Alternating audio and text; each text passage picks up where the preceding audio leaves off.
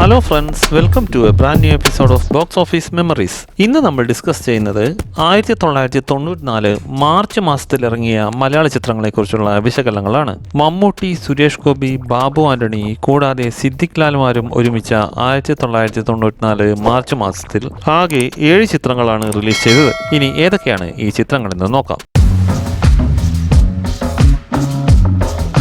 94 മാർച്ചിലെ ആദ്യത്തെ ചിത്രമായിരുന്നു മാർച്ച് 3-ാം തീയതി തിയേറ്ററുകളിലെത്തിയ ശ്രീനിവാസൻ നായകനായ ഭാഗ്യവാൻ. ഈ ചിത്രം സുരേഷ് ഉണ്ണിത്താനായിരുന്നു സംവിധാനം ചെയ്തിരുന്നത്. കോമഡിക്ക് പ്രാധാന്യം നൽകിയെടുത്ത ഒരു ഫാമിലി എന്റർടൈനർ ആയിരുന്നു ഭാഗ്യവാൻ. അലബി ലബശ്രീ എന്ന അപൂർവ യോഗമുള്ള ഒരു കഥാപാത്രത്തെയായിരുന്നു ശ്രീനിവാസൻ ഈ ചിത്രത്തിൽ അവതരിപ്പിച്ചത്. സിതാര നായികയായി എത്തിയ ഈ ചിത്രത്തിൽ ജഗതി ശ്രീകുമാർ, വിജയരാഘവൻ, സുചിത്ര, സുധാകരൻ, നരേന്ദ്ര പ്രസാദ് തുടങ്ങി നിരവധി താരങ്ങൾ അണിനിരന്നിരുന്നു. കോമഡി ചിത്രങ്ങൾ ഇഷ്ടപ്പെടുന്ന പ്രേക്ഷകർക്ക് സംതൃപ്തി നൽകിയെങ്കിലും ബോക്സ് ഓഫീസിൽ വേണ്ട രീതിയിൽ ശോഭിച്ചില്ല. അതുകൊണ്ട് തന്നെ സാമ്പത്തികമായി പരാജയപ്പെട്ട ഒരു ചിത്രമായിരുന്നു ഭാഗ്യവാൻ.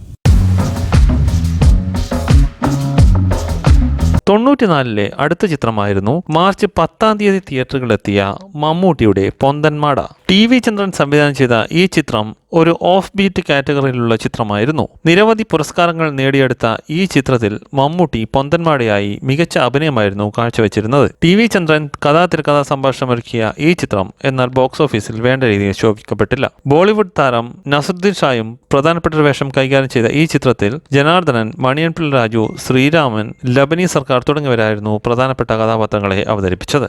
മമ്മൂട്ടിക്ക് മികച്ച നടനുള്ള ദേശീയ, സംസ്ഥാന ചലച്ചിത്ര പുരസ്കാരങ്ങൾ നേടിക്കൊടുത്ത ഈ ചിത്രം TV ചന്ദ്രന് മികച്ച സംവിധായകനുള്ള ദേശീയ അവാർഡ് നേടിക്കൊടുത്തു.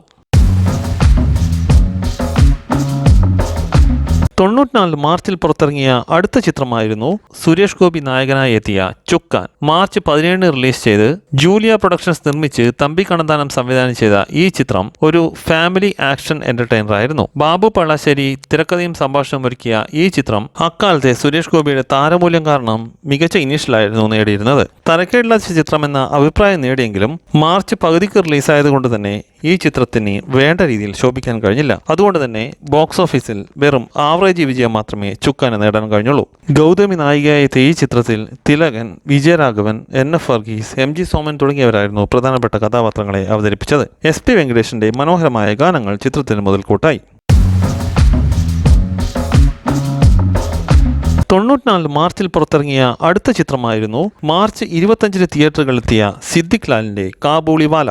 കാവ്യചന്ദ്രികയുടെ ബാനറിൽ സബീന കെ അസീസ് നിർമ്മിച്ച ഈ കോമഡി ഫാമിലി ഡ്രാമ ചിത്രം സിദ്ദിഖ് ലാലിന്റെ തന്നെ മുൻ 4 ചിത്രങ്ങളെയും പോലെ ഐതിഹാസികമായ വിജയം നേടാനായില്ലെങ്കിലും സ്വർഗചിത്രയുടെ മാർക്കറ്റിംഗും വിഷു സീസണിന്റെയും മധ്യവേനൽ അവധിയുടെയും പിൻബലത്തിൽ ബ്ലോക്ക് ബസ്റ്റർ സ്റ്റാറ്റസ് നേടിയ ചിത്രമായിരുന്നു. ജഗതി ശ്രീകുമാറും ഇന്നസെന്റും കന്നാസ് എന്നും കടലാസ് എന്നും പേരുള്ള 2 കേന്ദ്ര കഥാപാത്രങ്ങളെ അവതരിപ്പിച്ച ഈ ചിത്രത്തിൽ വിനീതും ചാർമിളയുമായിരുന്നു നായകനും നായികയുമായി എത്തിയത്. സംവിധാനത്തിന് പുറമെ സിദ്ദിഖ് ലാൽ തന്നെ തിരക്കഥാ ഒരുക്കിയ ഈ ചിത്രത്തിൽ MG സോമൻ, നെടുമുടി വേണു, ശ്രീവിദ്യ, ക്യാപ്റ്റൻ രാജു തുടങ്ങി വൻ താരനിര തന്നെ ഉണ്ടായിരുന്നു. SP വെങ്കടേഷ് ഈണമിട്ട അതിമനോഹരമായ ഗാനങ്ങൾ ചിത്രത്തിന്റെ വിജയത്തിന് നിർണായക സംഭാവന വഹിച്ച ഘടകങ്ങളിൽ ഒന്നാണ്.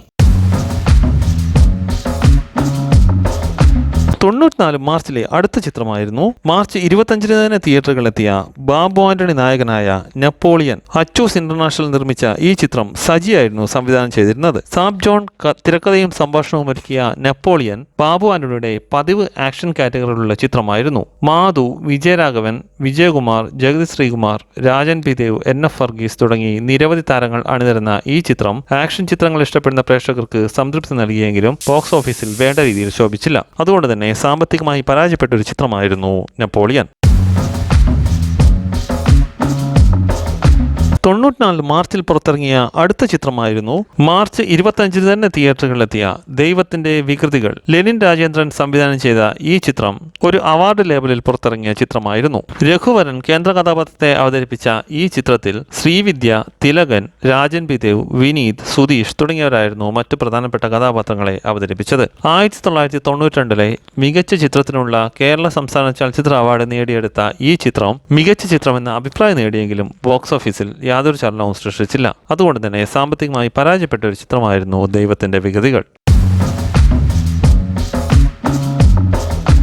94 മാർച്ചിലെ അവസാനത്തെ ചിത്രമായിരുന്നു മാർച്ച് 31 തിയേറ്ററുകളിലെത്തിയ ബാലചന്ദ്ര മേനോന്റെ സുഖം സുഖകരം. ബാലചന്ദ്ര മേനോൻ കഥാ, തിരക്കഥ, സംഭാഷണം കൂടാതെ സംവിധാനവും നിർവഹിച്ച ഈ ചിത്രം ഗുഡ് നൈറ്റ് ഫിലിംസ് ആയിരുന്നു നിർമ്മിച്ചിരുന്നത്.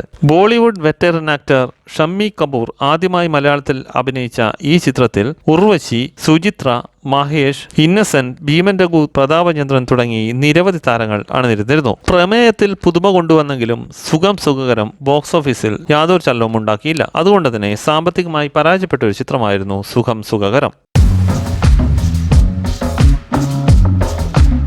ആകെ സമ്മറി നോക്കുമ്പോൾ കാബൂളിവാല മികച്ച വിജയം കൊയ്തപ്പോൾ ചുക്കാൻ ആവറേജ് വിജയം കൈവരിച്ചു. ബാക്കി എല്ലാ ചിത്രങ്ങളും സാമ്പത്തികമായി പരാജയപ്പെട്ടു. അതുകൊണ്ട് തന്നെ സക്സസ് റേഷ്യോ വെറും 21%. ഇത്രയുമാണ് 94 മാർച്ചിൽ പുറത്തിറങ്ങിയ മലയാള ചിത്രങ്ങളെക്കുറിച്ചുള്ള വിശകലനങ്ങൾ. ഈ വീഡിയോ നിങ്ങൾക്ക് ഇഷ്ടമായെന്ന് കരുതുന്നു. വീഡിയോ ഇഷ്ടമായവർ ചാനൽ സബ്സ്ക്രൈബ് ചെയ്യുക. നോട്ടിഫിക്കേഷന് വേണ്ടി ബെൽ ഐക്കൺ ക്ലിക്ക് ചെയ്യുക. മറ്റൊരു വിഷയവുമായി അടുത്ത വീഡിയോയിൽ കാണുന്നവരെ നന്ദി, നമസ്കാരം.